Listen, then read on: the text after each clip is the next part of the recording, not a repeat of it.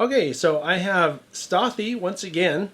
You may remember him from last month. And I also have Eric dialed up here. And we're going to talk a little bit about the Chiggen going to the Placerville and Sacramento Valley Railroad as promised. So, Eric, since you're kind of new to the channel here, I'd like to start with you. If you could kind of talk about who you are and how you're involved and that kind of thing so people know. So, introduce yourself. Sure, John. Thank you for this opportunity. So I've loved trains my whole life. My parents don't know when I started liking them. They say it's been ever since I was very young, and got involved with HO trains initially, working with my dad on a small layout in my bedroom. And eventually our interest turned to 7.5-inch gauge ride-on trains in a park. And that kind of comes into the story we'll share a little bit later. But got involved in that, and then went off to college. And there was a branch line of the Southern Pacific Railroad, the Placerville branch, that was near my home while I was growing up. But I really didn't have any connection with it, saw a train on it once. But during my college years, I started paying attention to it because Southern Pacific had stopped operating it in the late 1980s and 1989. And I was following what was going on. It got purchased by a joint powers authority that included County of El Dorado, County of Sacramento, City of Folsom, and Light Rail. And they purchased it for public benefit, but the intent was to keep the rails for excursion service, possible future freight use, and do other things like build bike trails and whatnot alongside it. When I moved back to the area after a period of time in Colorado and time down in college, I checked in on that line and found out there was a group of individuals that were trying to preserve it with the intent of operating an excursion railroad. So I threw in with that organization, the Folsom, El Dorado, and Sacramento Historical Railroad Association. A big, long name for not a very large group of folks. But in that organization, we were preparing with equipment and opening up the line that had been inactive for a number of years. It was never legally abandoned, but it was inactive. And the Joint Powers Authority, after bringing light rail into Folsom, turned their attention to excursion rail. So we submitted a proposal, and along with another company that was actually a for-profit railroad, submitted a proposal, but they chose ours. They liked our proposal for excursion rail. We're an all-volunteer organization. And then, of course, the question became, can we actually make good on what we said we thought we could do and what we had dreamt of? And that was in 2008. So we incorporated the Placerville and Sacramento Valley Railroad at that time. And we started building for an excursion railroad. And I've been involved with that. So I started in 2004, my involvement, and have been working to that end ever since. Currently, I'm the Vice President and Chief of Railroad Operations at the Placerville and Sacramento Valley Railroad. Okay. Yeah, excellent. So, Stathi, I know you were here last time, and I think that a lot of people who watch your channel know who you are, but if you could kind of give a little summary once again, because you're also involved because you own the locomotive that's going to the Placerville, or that's at the Placerville and Sacramento Valley Railroad. Right, yeah. So I'm the owner of Santa Cruz Portland Cement 2, which is the steam locomotive that is on long-term loan lease to the organization. Bought that locomotive in 2006 and then rebuilt it with some compatriots, starting in about 2009 through about 2013. I'm a professional in the heritage railroad industry. I'm currently assistant general manager of the Cumbres and Toltec Scenic Railroad in Colorado and New Mexico. We're a bi-state entity. I certainly love the industry. I love the history. I love the technology. I love the team building that goes along with it. And that's the reason why I have locomotives that I rebuild on the side and sort of enjoy the opportunity for those engines to be the nucleus to create new steam programs in the future. When we started on Santa Cruz Portland Cement 2, I always imagined this locomotive is the perfect size and the perfect type of locomotive, that it could be the nucleus to sort of seed the world with a new steam program. And so I feel very fortunate that the locomotive is able to do that. And to go back to its home state of California, because that's when it was delivered in 1909 to Davenport, California. It worked there until 1924. Then it went to Oroville, California, and worked for Bechtel Kaiser Rock up until about the early 1960s. So it's always been a California engine. And this is sort of a returning to its roots and being able to help a great organization and share this technology with the world. So here we are. Right. So talk a little bit, and either one of you guys could take this question. It's up to you how you want to do this, but just for the audience to talk a little bit about how it came to be, because you guys know each other from before, right? Maybe tell that story, because I know that you had a history with the Sacramento Live Steamers, and I think it's good to touch on the idea that the connections that you make in the community endure, and you never know what will come of those connections. Like in this case, your connection from the past ended up, in a way, leading to the Chiggen going to the Placerville and Sacramento Valley Railroad. So maybe you could talk a little bit about how you knew each other from before. Well, yeah, both of us started out at the Sacramento Valley Live Steamers in Rancho Cordova, California. And at that time, in the mid to late 1980s, the club was very small, but it was very family oriented. And what was so great about going there, certainly when my parents, started taking us and participating, there were lots of families there with children that were the age close, at least to what we were, and so it created a very good community vibe. And you got to meet a lot of people that were interested in railroad history, building of things, fabrication, machining, welding. It was a very fertile sort of ground to meet people that were doing some pretty incredible stuff. And so that was something that, as a kid was very, very cool to get to be a part of and meet people such as Eric as well. So with that as backdrop, let me turn it over to you, and we'll just tag team this kind of back and forth, I guess, right? Sounds good. So yeah, when my dad and I joined, it was just because of a friend of ours through Soccer Connection that knew we liked trains and invited us over. And of course, as Stathi said, it was a great environment to learn and to grow and to just really spend time with people that were incredible craftsmen. And it was, men and women that were just had a passion for the community and wanted to have fun enjoying their hobby while also being a part of the Rancho Cordova community. For us, we would drive there and spend time on a weekend. And I'm a few years older than Stathi, and he was another boy running around there, and we knew each other. We didn't really hang out a ton, but we did know of each other, and we would see each other there. And that continued on until such time as I moved off. I moved away to go to college, and Stathi was still there, I believe, at that time, and coming up to spend time there. But when I left to go away to college, that's, like I mentioned, when I started really focusing on the Placerville and Sacramento Valley Railroad today, what it is, but actually at that time just the Placerville branch of Southern Pacific. And my interest started to turn there. And at that time, Stathi and I weren't connected. We weren't being in touch or anything until 2009. I got on the internet, as I'm sure others of your audience do. Sometimes you just get on and you start looking for anything railroad, right? You need a railroad fix. And so you get on and you start looking for something that piques your interest.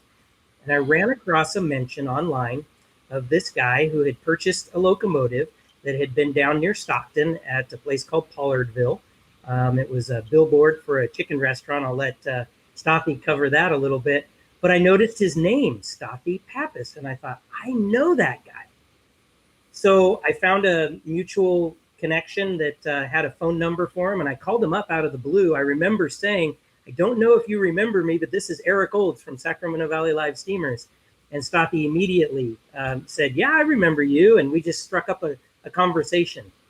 And that conversation went lots of different directions, but primarily we discussed what he was doing with the locomotive and his project. At that time, he was studying at the University of Nevada, Reno in a master's program there industrial archaeology and anthropology. And I told him that, hey, do you know the Placerville branch? Of course he did. And I said, we're trying to get it resurrected as an excursion railroad. And we talked about how neat it is that in the preservation industry, you need people who are passionate about restoring equipment and getting it ready to operate, but you also need people that are passionate about the infrastructure that a train runs on. And so we were doing kind of those independently, but we thought, wow, wouldn't it be neat someday if we could put those two together and operate the Chiggen on the line? Do you have anything else to add to that, Stathi? Yeah, I mean, and that was really early times because we were really just kind of beginning on the locomotive and figuring out just what terrible condition it actually was in and everything. But, having a dream, having a vision is what drives action, I think. And so, yeah, the opportunity for the locomotive to have a place to run, to be able to visit different places and be a traveling locomotive show, similar to like what the Gramblings did. All these things were interesting. And, not everything has completely come to fruition, but it's amazing how much of it actually has. And conversations like this provided the motivation to say, well, stay the course and let's rebuild this beat up old industrial locomotive. Because once it's ready to go, it will find a home. There are people that would love it and care for it, and it would do good. And because that's a typical sort of question that oftentimes people that are contemplating rebuilding a locomotive to service, they get asked, well, where's it going to run? What's it going to do? Is it worth doing it? And there's so much negativity out there. And, these friendships such as Eric's and mine, and the idea that, yeah, if we could pull off getting the engine running, we could probably find a place for it to go. And so that helped provide me with the courage to continue the project. And it was in terrible shape, but the fact that there was something at the finish line, that it wasn't just going to go back sitting in a field or be a billboard for a fried chicken restaurant again, that spurred motivation. And so here we all are. Yeah, and admittedly, because of my interest, when I was at Sacramento Valley Live Steamers, I had the privilege of pulling the throttle on a live steam locomotive for the first time and feeling it pull away and operate under pressure.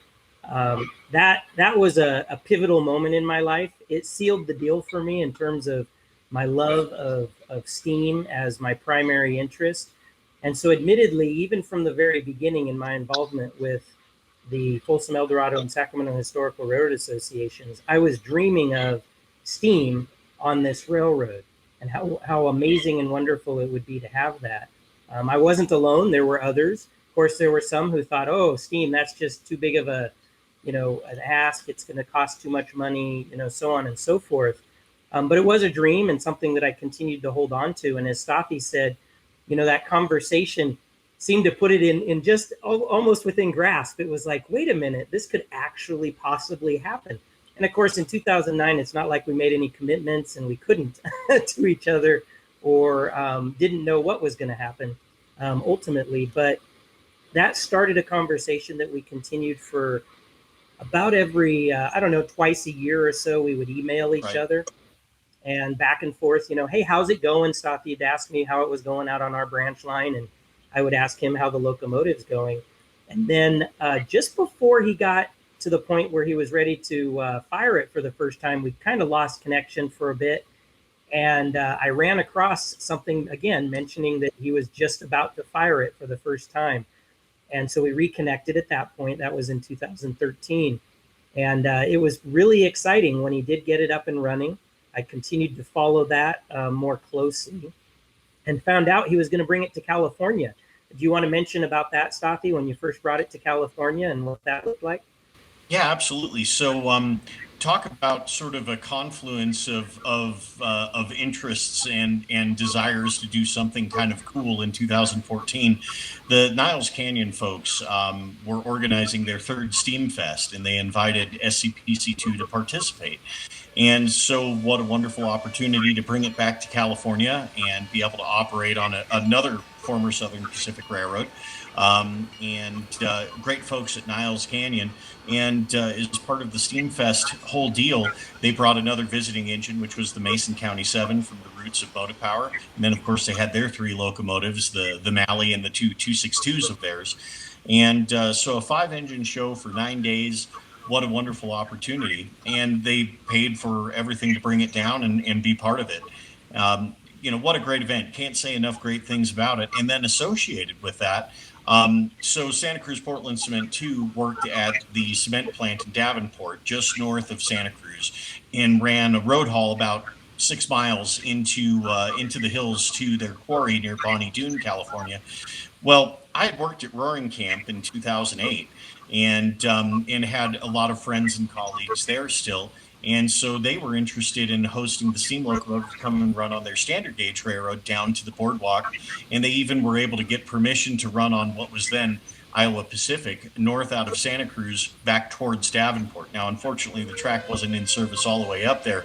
But basically, we were able to bring the Chiggen a month after the Steamfest down to Santa Cruz, her home city, for the first time since 1924, and run her darn near to home rails again. So what a magical story that was, and being able to reconnect with friends and colleagues there. The whole Chiggen story has really been sort of a Cinderella story in a lot of ways. There are a lot of things that you imagine in life that, wouldn't it be great if this happened? And what's been so rewarding about all this is it's almost as if you dream it, it probably could happen. And, I remember back in the Live Steam Club days, for instance, we had a guy that was a mover and shaker in the club at Sacramento Valley Live Steamers. Mylan Thorley was his name. He lived in Shingle Springs, and he had several events where he'd bring the young people from the club up to his property. He had a 12-inch gauge railroad. He had a model railroad and an SP caboose, and he was trying to foster, us young people to see a lifelong interest in this, not just, well, we like trains as kids, but what could it be, what could it grow into for you? And he really tried to foster that.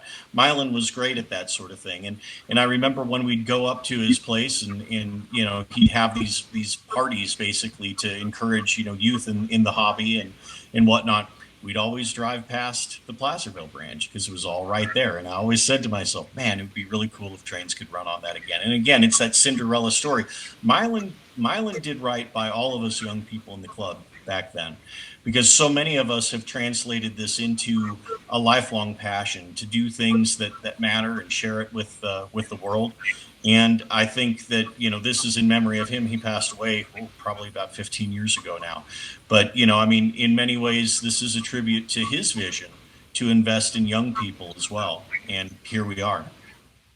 I think that's a really cool way to bring that around. I didn't even realize how deep the connection to the Placerville and Sacramento Valley Railroad went for you, Stathi, specifically. Because I know we've talked in the past. We both grew up around close to Stockton or in Stockton, and that's where I knew the Chiggen from also, because Chicken Kitchen right there off 99. I saw it there all the time too. So it's kind of cool. I mean, it's funny. We kind of all grew up in very close to the same area. That I'm surprised that we didn't somehow run into each other back then. But we probably did. We just didn't know it. Right. We didn't know who you. I didn't know who you were. Yeah. Wouldn't have known if we had, probably. Yeah.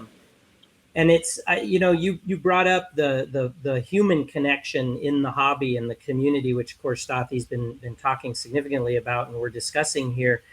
For me, when I found out that he was bringing the Chiggen to California, I was very excited because at that time it was up in Washington, and so I thought, wow, this is awesome. I'm going to actually get to see it. I chose to buy some tickets with my parents to ride in Santa Cruz because I'd never been on the Santa Cruz Big Trees and Pacific Railroad. So I thought I can kill 2 birds with 1 stone. And it was a really neat moment when I first saw the Chiggen pulling up with its train in preparation. I was actually, my parents and we were on, I believe Stathi told me, the first train that day that headed out. And that was the first time I'd seen Stathi since we were kids.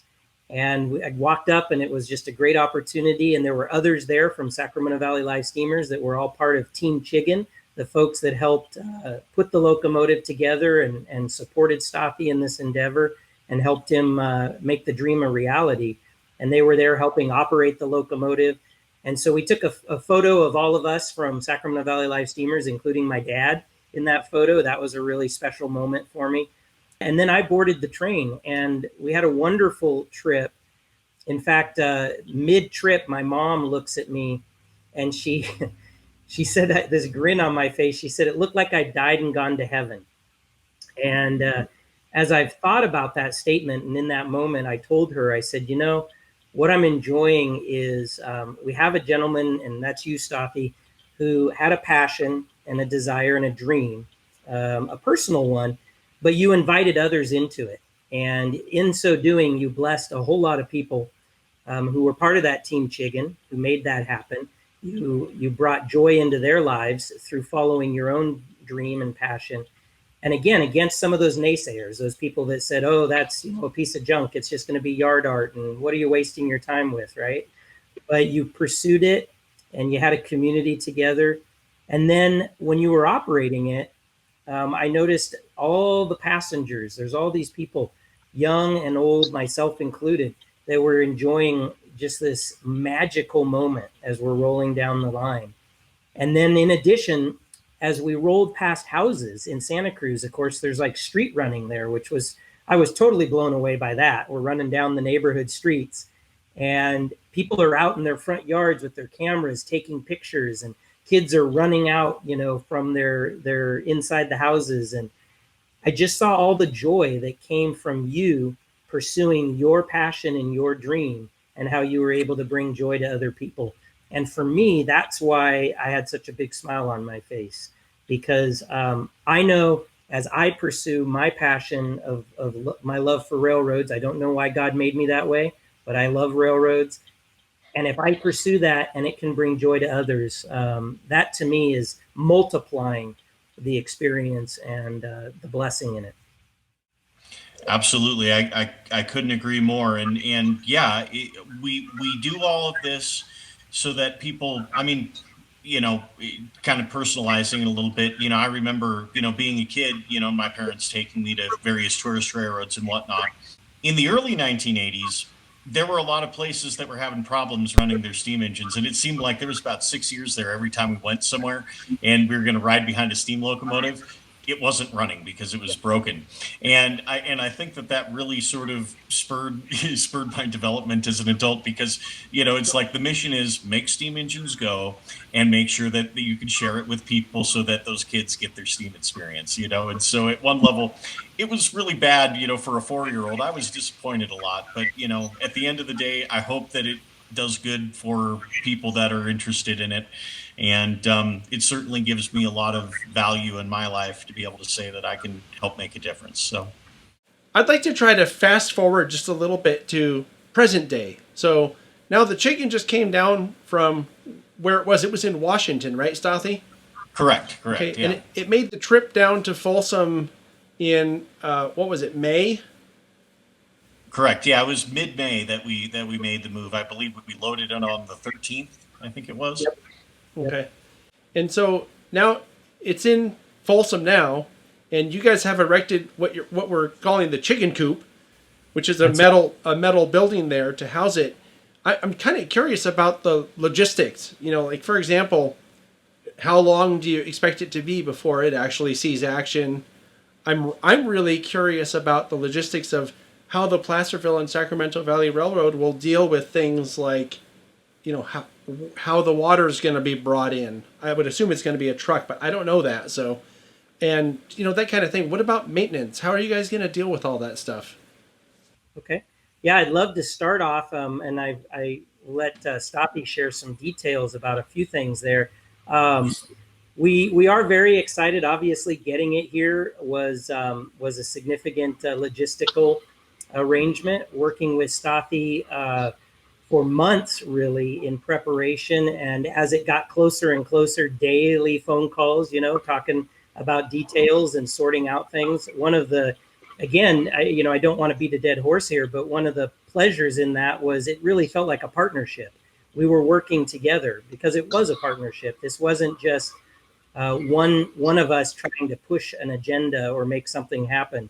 We were both very much eager and interested in making sure that this happened successfully, and that it happened in a way that was beneficial to both of us, our organization, as well as Stathi as the owner of the locomotive. And then, of course, with the dream that we can bring it to a community of people down here in Folsom, and of course the broader Sacramento area, and of course folks that want to come from far and wide. We invite you to join us to experience what's up ahead.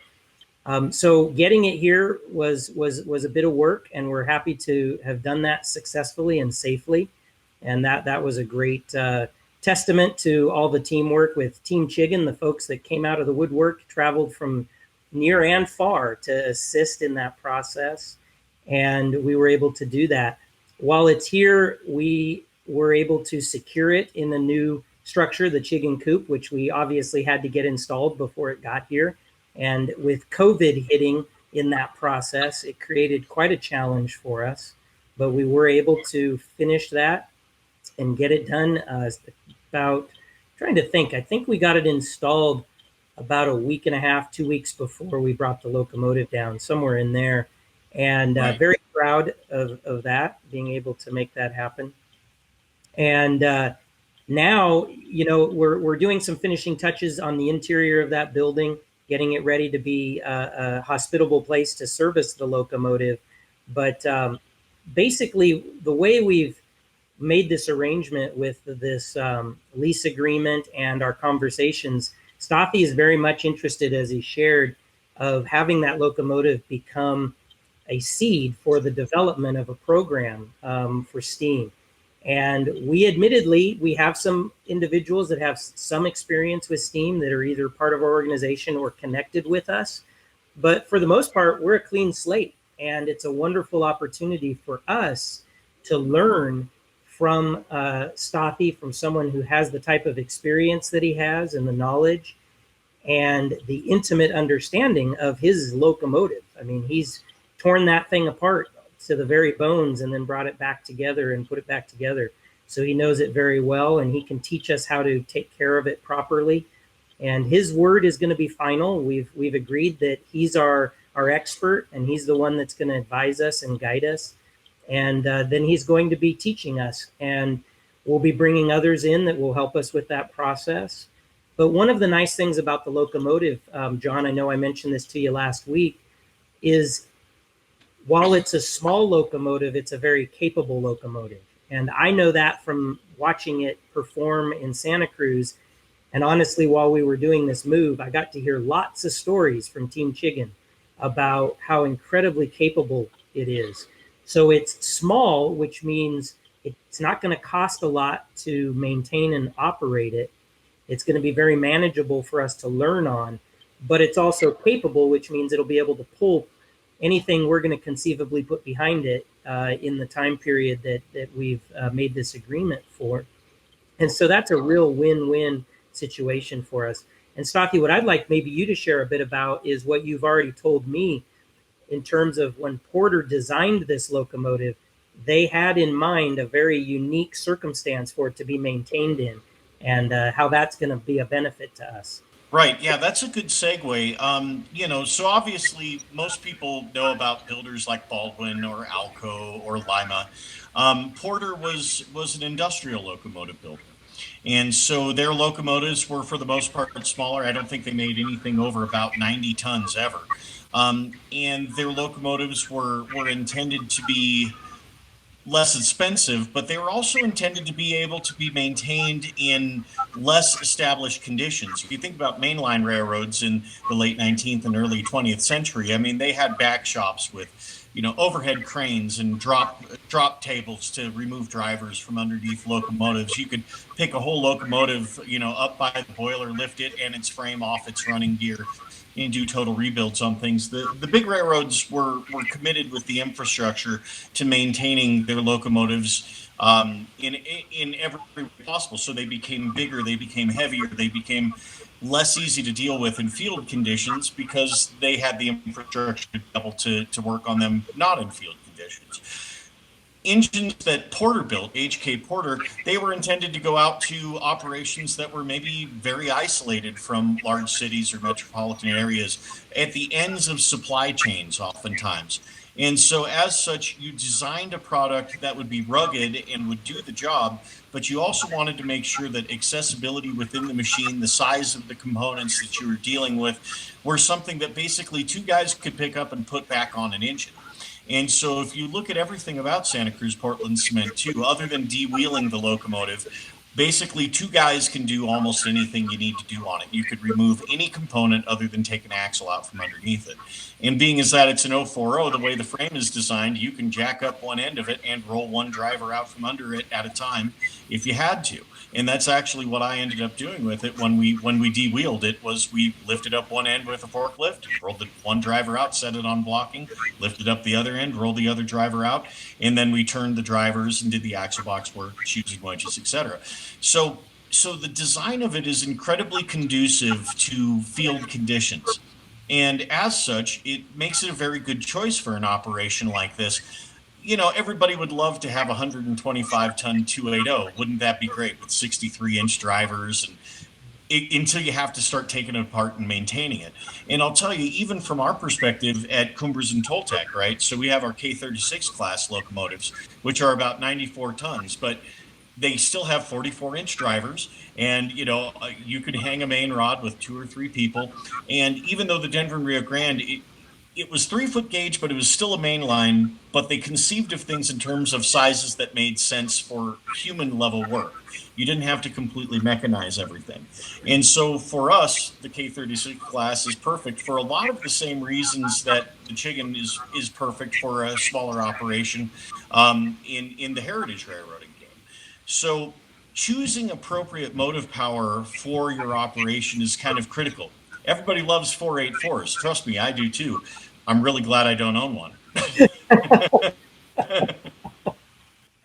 That's awesome. And John, I know you asked the question about some of the logistics with how would we supply it, you know, those sorts of things, operating on the line.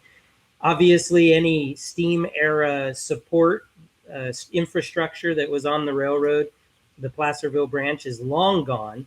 However, we will be starting with some creativity to make it happen so that we can operate before we're able to fully develop even our own infrastructure that will be more of a more permanent nature on our line. And to that end, one of the aspects you brought up was water, and that's going to be important. So months ago, I started a conversation with the city of Folsom. I actually work for a water agency, not in Folsom. And I know that we have what are called hydrant meters, and we use those meters to provide water for construction projects, those sorts of things. So I started a conversation with the city of Folsom, their water department, and discussed about the possibility that we might be able to obtain a hydrant meter, and we could pull water off of a municipal fire hydrant that's near the railroad tracks in order to supply the locomotive.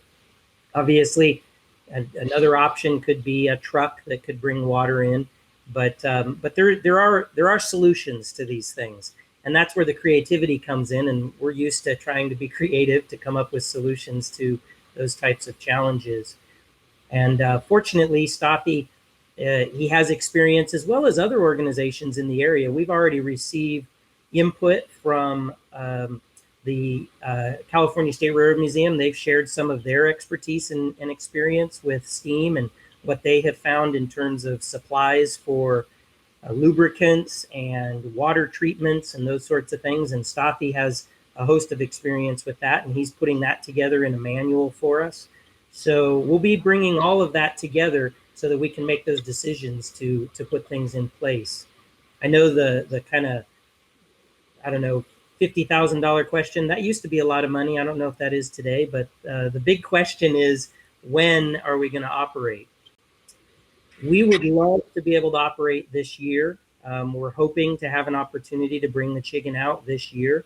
There's work to be done in terms of connecting with Stathi with doing an annual inspection for FRA on it, as well as preparing it to make sure it's ready to operate, getting all those logistics I just spoke of.